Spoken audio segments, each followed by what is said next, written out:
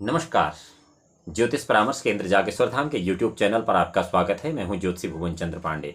प्रिय दर्शकों, आज हाजिर हूं लेकर एक नया विषय। ज्योतिष के छठे, आपकी जन्म कुंडली के छठे भाव में ऋण, रोग और शत्रु के जो पिछला वीडियो था उसमें जो रोग बच गए थे, यानी जिन रोगों का विश्लेषण हम उस वीडियो में नहीं कर पाए थे, उन रोगों के संबंध में आपको पुनः अवगत कराते हैं कि कौन कौन से ऐसे योग थे जो उस वीडियो में छूट गए थे।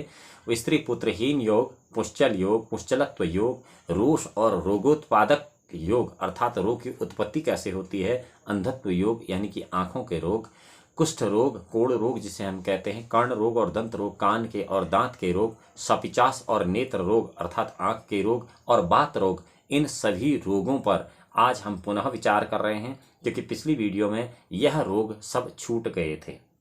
किसी भी जातक की जन्म कुंडली में जन्मकालिक ग्रह स्थिति के अनुसार उसके जीवन में उसे जो भी रोग उत्पन्न होते हैं, वह रोग तदर्थ जन्म कुंडली में स्थित ग्रहों के शुभाशुभ फल के अनुसार होते हैं, इसमें कोई संशय नहीं है। अब आज आपको यह देखना है कि किस जातक की जन्म कुंडली में ये रोग हैं, या यदि आपकी जन्म कुंडली में इस प्रकार का योग है तो आप इससे संबंधित इन ग्रहों को अनुकूल करके इन रोगों से मुक्ति पा सकते हैं। और इतना ही नहीं, आज की वीडियो में हम यह भी, पिछली वीडियो की तरह सभी वीडियो में जिस तरह बताया जाता है कि ये रोग ही रोग नहीं बल्कि इन रोगों का निदान क्या है समय से पूर्व, यह भी इस वीडियो के अंत में बताया जाएगा। यदि आप केवल इसका निदान देखना चाहते हैं तो वीडियो को स्किप करके केवल निदान देख सकते हैं, अन्यथा आप पूरी वीडियो देखिए। हाँ, इससे पहले एक और विनम्र अनुरोध आपसे है कि यदि आप इस चैनल पर नए हैं और आप ज्योतिष संबंधित सभी जानकारियों की जिज्ञासा रखते हैं और अपने सगे संबंधियों को भी इस बात से अवगत कराना चाहते हैं, तो ज्योतिष परामर्श केंद्र जागेश्वर धाम के इस यूट्यूब चैनल को आप लाइक करें, सब्सक्राइब करें और बेल आइकन का बटन केवल इसलिए दबाएं कि विशुद्ध ज्योतिष संबंधी जो जानकारी है वह सर्वप्रथम आपको मिल सके। प्रिय दर्शकों, चलते हैं ज्योतिष के स्त्री पुत्रहीन योग की तरफ को। इसमें कहा गया है कि क्रूराश्च होरा समरस्प जाता सुताले हीन बला कलावान एवं प्रसूदो किलियस्य योगो भवित्स भार्या तनैर्विहीन। क्रूराश्च होरा स्मरस्याता सुताले हीन बला कलावान एवं प्रसूतो किलियस्य योगो भवित्स भार्या तनैर्विहीन। अर्थात जिसके जन्म समय में किसी भी जन्म कुंडली में या किसी भी जातक की जन्म कुंडली में यदि लग्न में 7वें स्थान में, 12वें स्थान में पाप ग्रह हैं और पुत्र भाव में यदि क्षीण चंद्रमा है तो वह जातक स्त्री और पुत्र से अल्प सुख की प्राप्ति करता है, अर्थात उसे स्त्री और पुत्र का सुख नहीं के बराबर होता है। इसी तरह पुश्चल योग है कि ध्युनो अर्क जारो शुभुगु शशांकाद पुत्र भार्य कुरुतो नरंगतः स्यातांग नरयोश्च खग समस्त हो सौम्यक्षित शुभदो नरनार्य हो। नरनार्य हो, न के नीचे र और आगे नार्य हो, नर नार्यो नहीं, नर नार्य हो। अर्थात शुक्र सहित शनि मंगल यदि किसी भी जातक की जन्म कुंडली के सप्तम भाव में बढ़ जाते हैं और तो वह पुरुष पत्नी और पुत्र के सुख से अल्प सुखी हो जाता है, अर्थात उसे इनका सुख न्यून मात्रा में या नहीं के बराबर मिलता है। यदि पुरुष की कुंडली में पुरुष ग्रह सूर्य, मंगल, बृहस्पति और स्त्री की कुंडली में स्त्री ग्रह चंद्र, शुक्र सप्तम भाव में क्रम से हैं, तो यह क्रमशः स्त्री और पति यानी कि स्त्री और पुरुष दोनों के लिए क्रमशः शुभप्रद, कल्याणकारी साबित होते हैं और बहुत उत्तम फल प्रदान करते हैं। पुश्चलत्व योग होता है, जिस पुश्चलत्व योग को हम आपको बताते हैं कि ये पुश्चलत्व योग होता क्या है। पुश्चलत्व योग उस योग को कहते हैं जहाँ की संतान उत्पत्ति नहीं के बराबर हो जाती या नहीं होती है। सिति अस्यताते शनि भौम वर्गे भौमार्क दृष्टि परदारगामी मंदार चंद्रा यदि संस्था पौलस शक्त हो रमणी नरोत। सितेस्यताते शनि भौम वर्गे अर्थात शनि या मंगल के वर्ग या शनि या मंगल की राशि में स्थित शुक्र यदि सप्तम भाव में हो और उस पर मंगल या शनि की दृष्टि हो, तो ऐसा जातक अपनी स्त्री से ज्यादा पर नारी से प्रेम करता है। और यदि शनि, मंगल और क्षीण चंद्रमा यह तीनों एक स्थान में हो तो वह पति पत्नी दोनों क्रम से पुश्चल योग के कारक हो जाते हैं, अर्थात वह दोनों बिल्कुल एक सी प्रवृत्ति के होते हैं। ये तीनों सप्तम भाव में युक्त हो, अगर तीनों योग इकट्ठे किसी कुंडली के सप्तम भाव में हो, तो विशेषकर बहुत दुसाध्य या असाध्य या बहुत मजबूत पुष्चलत्व योग हो जाता है।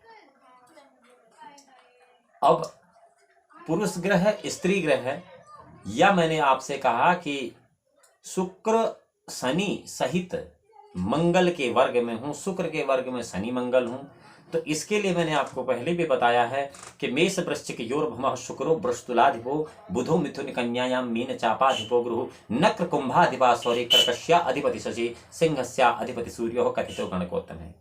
अर्थात मंगल का जो वर्ग है वो मेष और वृश्चिक है, और शनि का जो वर्ग है वो नक्र कुंभ यानी कि मकर और कुंभ है, और इसी प्रकार शुक्र का वर्ग तुला और वृष है। यह आपको हर जगह अनुमान लगाना चाहिए। यदि आप इस बात को नहीं समझ पा रहे हैं तो आप, यदि आपने चैनल सब्सक्राइब किया है तो आप पिछली वीडियो में देख सकते हैं, जहां पर इन सभी ग्रहों के पर्यायवाची शब्द भी आपको दिए गए हैं। अब चलते हैं आगे। कोष, रोष और रोगोत्पादक योग, यानी कि जन्म कुंडली में ऐसे कौन से ग्रह योग होते हैं जहां से रोग उत्पन्न हो जाते हैं। परस्पर रांशपगतो रबिंदु रोषामयं तव कुरुतो नराणां एक एक गेहोपगतो तुतो वा तमेव रोगं कुरुतो नितांतम। जन्म समय में यदि सूर्य के नवांश में चंद्रमा और चंद्रमा के नवांश में सूर्य रहे तो वह मनुष्य क्रोध से रोगी हो जाता है।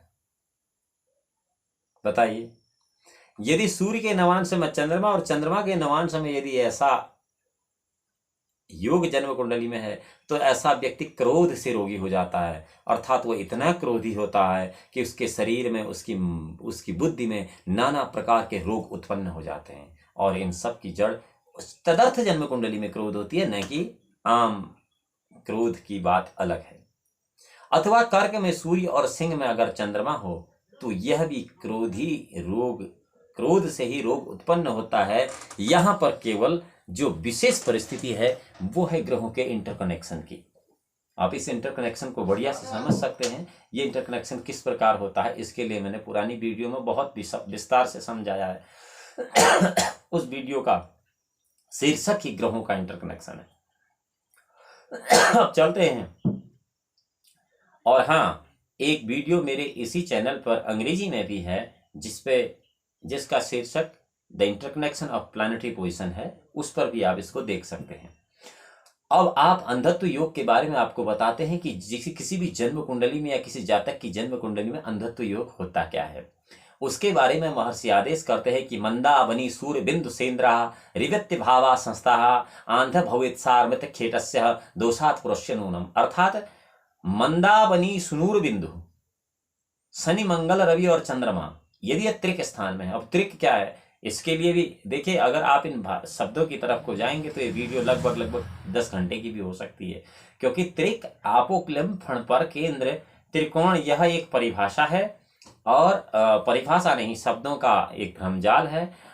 त्रिक कहते हैं 6, 8, 12 भाव को, इसी तरह केंद्र कहते हैं 1, 4, 7 को, और त्रिकोण कहते हैं 1, 5, 9 को। इतना लंबा न कहकर हम लोग इसे त्रिकोण या केंद्र या पर्णफर या फिर आपोक्लिम, इन शब्दों का उपयोग बार बार करते हैं। और आपोक्लिम, पर्णफर, त्रिक, केंद्र, त्रिकोण इन और त्रित्रिकोण, इन शब्दों के जाल में आपको नहीं उलझना चाहिए, बल्कि आसानी से यह सीख लेना चाहिए किसी वीडियो को देख के कि त्रिक क्या है, केंद्र क्या है, पर्णफर क्या है, आपोक्लिम क्या है और केंद्र भाव क्या है। लेकिन हम यहाँ आगे चलते हैं कि मंदा बनी सूर्य बिंदु सेन्द्रा रिवित्य भावा संस्था आंधम भवेत् सारसः मनिवतस्य खेटस्य दोषात् पुरुष्य नूनम। अर्थात शनि मंगल रवि और चंद्रमा ये यदि त्रिक स्थान में हों और 2, 6, 8, 12 भाव में हों तो इनमें से जो ग्रह बली होगा उसके दोष से, कफ पित्त वात से ऐसा जातक अंधा हो जाता है, अर्थात उसकी आंखें कमजोर हो जाती हैं। और वृद्धावस्था में जिस समय आदमी अंधा होता है, यह नियम सबके साथ लागू नहीं होता है, क्योंकि कई सारे लोगों की मृत्यु 90 और 100 वर्ष की आयु में या फिर 120 वर्ष की आयु में उस समय तक जब मृत्यु होती है, उस समय तक वह जातक बहुत अच्छी तरीके से नेत्र रोग से मुक्त होता है, अर्थात बहुत अच्छी दृष्टि रखता है। मतलब यह है कि यह ग्रह स्थिति चर दशा में यदि आपके 60 साल में आ रही है तो आप 60 साल में अंधत्व को प्राप्त हो सकते हैं, इसमें कोई संशय नहीं। और यदि यही ग्रह स्थिति आपकी 5 साल की उम्र में बचपन में आ गई तो वहीं से जातक अंधा हो जाता है, इसमें कोई दो राय नहीं। जितने भी सूरदास हैं इन सब की जन्म कुंडलियों का लगभग मैंने 200-300 ऐसी जन्म कुंडलियां इन सूरदासों की देखी हैं जहां मुझे यह देखने को मिला है कि शनि मंगल और सूर्य चंद्र ये सारे के चार के चार क्रूर ग्रह 2, 6, 8, 12 भाव में पाए गए हैं। और इसलिए मेरा भरोसा भी इस बात पर है और इसकी पुष्टि भी यह ज्योतिषीय श्लोक करता है कि बंदा बनी सूर बिंदुश्चेन्द्रा ध्रुवभ्याव संस्था आन्ध्यं भवेत् सार्व समंदस्यं खेटस्य दोषात् पुरुषस्य नूनम। आगे चलते हैं कुष्ठ रोग के लिए। कुष्ठ रोग क्या है? प्रिय दर्शकों, कुष्ठ रोग के बारे में तो आप अच्छी तरह से जानते हैं, लेकिन ज्योतिष में जो कुष्ठ रोग है वह किन ग्रह स्थितियों के कारण हो जाता है उसको मैं आपको बता देता हूँ। मृगालिको कर्कटाकास्त्रिकोणे प्रसूति काले खलखेट युक्ता निरीक्षिता वा जनयति जातम कुष्ठे नियुक्तं प्रवदन्ति सन्तः। मृगालिगो कर्कटकास्त्रिकोणे प्रसूति काले खलखेट युक्ता निरीक्षिता वा जनयन्ति जातं कुष्ठेन युक्तं प्रबदन्ति सन्तः। ऐसा पुराने ऋषि मुनि कहते हैं कि जिसके मृगालिगो कर्कट काश त्रिकोण है, जिसके जन्म समय में लग्न से त्रिकोण पंचम नवन में मकर वृश्चिक वृष या कर्क राशि है और उस पर पाप ग्रहों की दृष्टि की ग्रहों का योग है या दृष्टि योग है तो जातक को कुष्ठ रोग हो जाता है या जातक कुष्ठ रोग से युक्त होता है, ऐसा मुनियों ने कहा है। इस कुष्ठ रोग की मात्रा के बारे में मैं आपको पुनः ज्योतिष का एक नियम बता देता हूं कि यदि यह ग्रह, यह राशि या यह लग्न प्रथम द्वेषकाण में है तो ऐसा रोग साध्य होता है, और यदि यह राशि, यह लग्न और यह ग्रह द्वितीय द्वेषकाण में है तो यह जो योग है यह दुसाध्य दुसाध्य हो जाता है, अर्थात बहुत ज्यादा मेहनत करने के बाद साधा जाता है। और वही अगर तृतीय द्वेषकाण में यह राशि है और तृतीय द्वेषकाण का यह लग्न है और तृतीय द्वेषकाण की ही यह राशि अगर ग्रह है तो फिर यह रोग जो है वह असाध्य हो जाता है, अर्थात इसका कोई इलाज फिर नहीं होता है। इसीलिए ज्योतिष का जो पहला MRI स्कैन है वह क्लियर कट कर देता है कि यह साधित होने वाली चीज है या नहीं है। विज्ञान की तरह ऐसा नहीं है कि आज यह डेट दो, कल यह उपाय करो, परसों आलाना टेस्ट करो, उसके बाद फलाना टेस्ट करो, फर्क नहीं हुआ तो 6 दिन बाद ऑपरेशन कर दो और उसके बाद मर गया तो आई एम सॉरी। ऐसा नहीं। ज्योतिष में यदि मृत्यु का योग है तो आपको ज्योतिषी पहले ही बता देगा नहीं, इसमें कुछ नहीं हो सकता। और यदि साध्य है तो साध्य, और दुसाध्य है तो दुसाध्य, और असाध्य है तो असाध्य, ये तीनों बातें वो बता सकता है। तो ऐसा है कुष्ठ रोग के बारे में जो आपने सुना कि जिसके जन्म समय में लग्न से त्रिकोण 5वें भाव में मकर वृश्चिक वृष राशि कर्क राशि हो, उस पर पाप ग्रहों का योग यदि और दुष्ट ग्रहों की दृष्टि यदि है तो जातक कुष्ठ रोग से युक्त होता है या कुष्ठ रोगी हो जाता है, ऐसा मुनियों का आदेश है। यह मैं नहीं कह रहा हूं, क्योंकि मृगालिगो कर्कटास्त्रिकोणे प्रसूति काले खलखेट युक्ता निरीक्षिता वा जनयन्ति जातम कुष्ठेन युक्तं प्रवदन्ति सन्तः। उन ऋषियों मुनियों ने यह कहा है, प्रवदन्ति सन्तः, वो संत कहते हैं। अब आपको बता देते हैं कि कर्ण रोग और दंत रोग अर्थात कान के रोग बहुत सारे लोगों के कान नहीं सुनने की बीमारी होती है। ये क्या है? कर्ण रोग है। और बहुत सारे लोग बचपन से दांत के दर्द से पीड़ित रहते हैं। ये क्या? दंत रोग है। ऐसा नहीं कि यह दंत रोग किसी को कम और किसी को ज्यादा मात्रा में होता है। रोग तो रोग है। कम और ज्यादा मात्रा का विश्लेषण हमने बता दिया आपको, प्रथम द्वितीय और तृतीय द्वेषकाण का वो खेल है पूरा। लेकिन कर्ण रोग और दंत रोग आपकी जन्म कुंडली में होते क्यों हैं, इसके बारे में हम ज्योतिष में आपको बता देते हैं।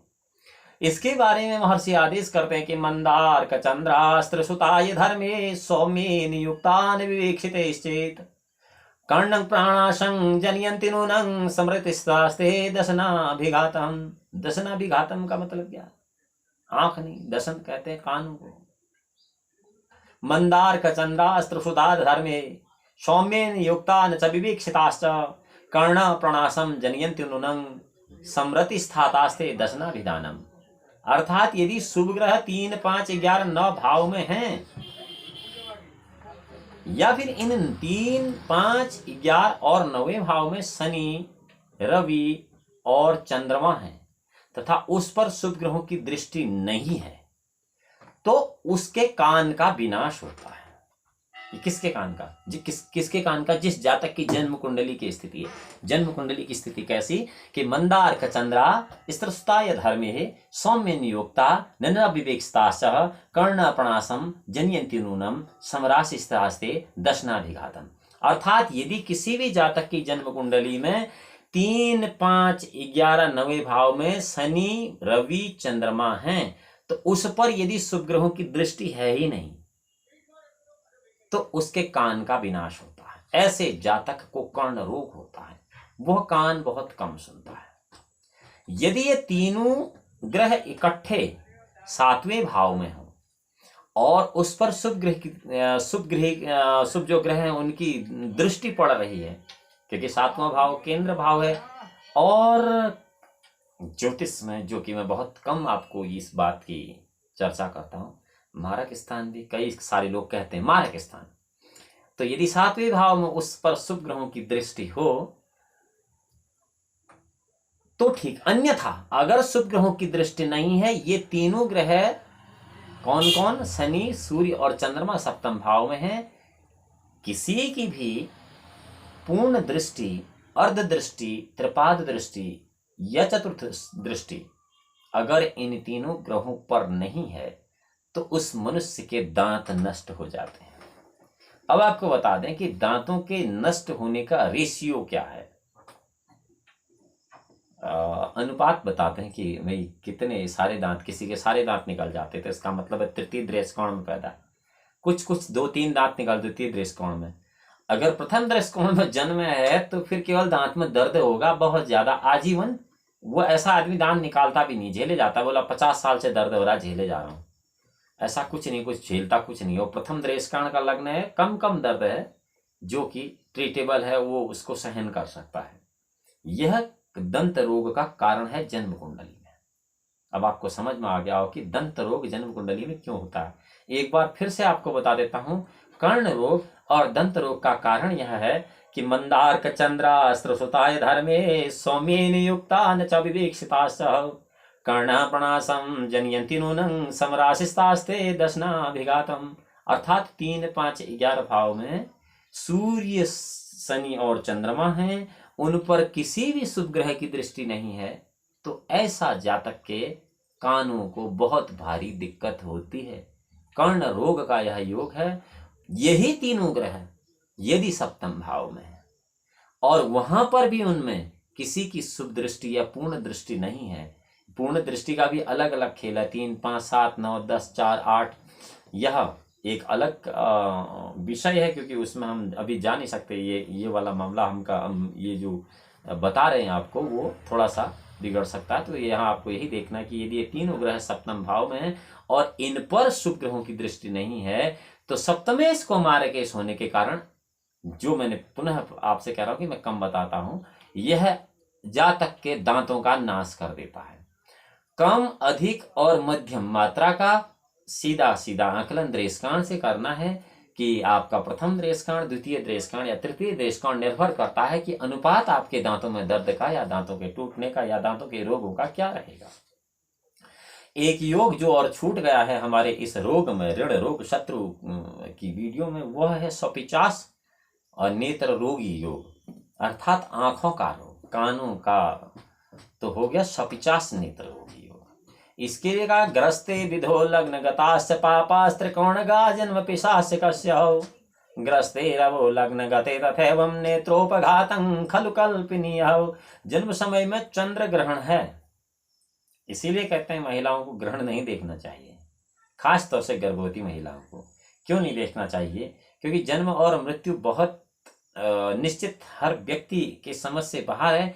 तो कभी भी गर्भ से किसी सूतिका के कोई बच्चा जन्म ले सकता है, तो इसलिए गर्भिणी स्त्री को ये चंद्र ग्रहण नहीं देखना चाहिए। इसी के लिए ग्रस्ते विधो लग्नगतश्च पापस्त्रिकोणा जन्म पिशाचिकस्य ग्रस्ते रवो लग्नगते तथैवं नेत्रोपघाते खलु कल्पनीय। अर्थात जन्म समय में चंद्र ग्रहण हो, नहीं सूर्य ग्रहण की यहाँ बात नहीं है। अब ये भी ध्यान रखना पड़ेगा क्योंकि संहिता का आपको विशेष ध्यान रखना पड़ेगा। इसीलिए मैं बार बार कहता हूं कि ज्योतिषी त्रिस्कंदज्ञ होना चाहिए। अपार होरागम अपारगामी पाठ्यांग च बीजे श्रोतरांग प्रगल्भ सदगोल विद्या सएव कुशल भवित फलादेश विदु समर्थ। अब यदि जन्म समय में चंद्र ग्रहण है, अभी सूर्य ग्रहण के लिए इस नियम को लागू नहीं कर सकते हैं, अथवा त्रिकोण 9-5 भाव में पाप ग्रह है, तो पिशाच युक्त मनुष्य का जन्म होता है। एक बहुत ठीक ठाक सा आदमी आपको ऐसा प्राप्त नहीं हो सकता है उस समय से। तो यदि ग्रहण लगा हुआ है और सूर्य लग्न में है, ग्रहण लगा हुआ है, सूर्य लग्न में है और कोई जातक पैदा हो गया, तो ऐसा जातक नेत्र रोगी या फिर अंधा पैदा होता है, इसमें कोई दो राय नहीं। अब आपको बताते हैं कि जो छठे भाव में ऋण रोग शत्रु में एक और योग बचा था, वह योग है वात रोग। वात के कई सारे पीड़ित लोग आपके आसपास भी आपको दिखते होंगे। ये रोज वात की दवाइयां खाते हैं, नाना प्रकार की दवाई करते हैं, लेकिन इनको कुछ असर होता नहीं है क्योंकि दुर्भाग्य से जन्म कुंडली का विश्लेषण करने वाला नहीं इन्हें कोई मिलता है और नहीं प्रारब्ध के कर्म के अनुसार ये उधर की तरफ को जाते हैं। क्योंकि जो भोग है वो लगता निश्चित है, क्योंकि यदि ये थोड़ी सी इच्छा शक्ति रखते तो इसका निदान ज्योतिष में बहुत अच्छा था। क्योंकि ये वात रोग होता क्यों है, इसके लिए कहा गया है कि लग्ने स्थिते देव पुरोहिते अस्तने शोषणो वाताधिकता नितांतम जीवे विलग्ने विंदने न स्मरे महोद्भुतम स्यात् पुरुषो विशेषात्। लग्न स्थिते देव पुरोहिते यानी कि लग्न में देव पुरोहित यानी कि देवगुरु बृहस्पति अगर हैं, और वाताधिकता नितांतम अस्ते सनोचा, और सप्तम में शनि लग्न में देवगुरु बृहस्पति, तो ऐसा जातक वात रोगी होता है। और इसीलिए यह वात उन्हीं लोगों को ज्यादा होता है जो धन के मामले में अव्वल होते हैं। गरीब आदमी को वात नहीं होता, इसके सीधे कारण है क्योंकि जब लग्न में बृहस्पति नहीं होगा तो धनी होगा ही नहीं। जब वो लग्न में बृहस्पति नहीं है तभी तो वो धनी नहीं है। जब सप्तम में शनि नहीं है तभी तो वो धनी नहीं है। और यहाँ क्या है, जब सप्तम में शनि नहीं है, लग्न में बृहस्पति नहीं, तो वात रोग भी नहीं है। सीधी बात है, जब लग्न में बृहस्पति सप्तम में शनि है, वात रोग है। और दूसरी तरफ वही लग्न में बृहस्पति और सप्तम में शनि बहुत ज्यादा धन योग बनाता है। तो इसको हम सीधी भाषा में यह कह सकते हैं कि बहुत ज्यादा अमीर लोगों को बहुत बड़ी भारी मात्रा में वात रोग हो जाता है, क्योंकि इन दोनों चीजों का कारक एक ही है, अर्थात वह वात और धन दोनों इकट्ठे देता है। परंतु यहां तो कहा गया है कि सबसे जो बड़ा धन है वो है सुंदर और नहीं स्वस्थ काया, अर्थात आपका स्वस्थ शरीर। लेकिन स्वस्थ शरीर यहां हो नहीं सकता। तो लग्न में यदि बृहस्पति हैं, सप्तम स्थान में शनि हैं, तो ऐसा जातक वात रोगी होता है, इसमें कोई संशय नहीं। लग्न में गुरु और सप्तम में यदि मंगल है तो ऐसा जातक मदोन्मत्त होता, अर्थात हर चीज का आनंद लेने वाला होता है, मद में रहने वाला होता है। समरे त्रिकोणे धरणी तनुजे सनो तनो वा पवनो प्रकोप छेड़ेन्दु मंदं व्याभाव युतो तथा विवादात्मकता नराणाम।